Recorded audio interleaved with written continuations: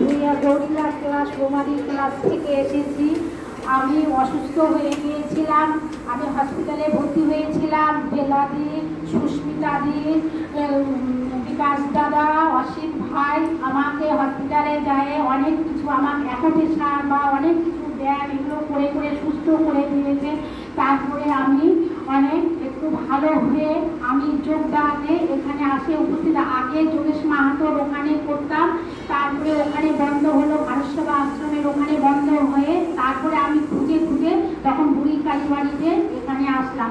আমি বেলাদি, অসিত ভাই, সুস্মিতা দি, বিকাশ দাদা এগুলো যদি না থাকতো তাহলে আমি হসপিটালে আমি মারাই যেতাম। এগুলো আমাকে জায়গায় আমাকে অনেক কিছু শিখাই দিয়েছে বা আমাকে সুস্থ করে উঠাইছে। এগুলো আমি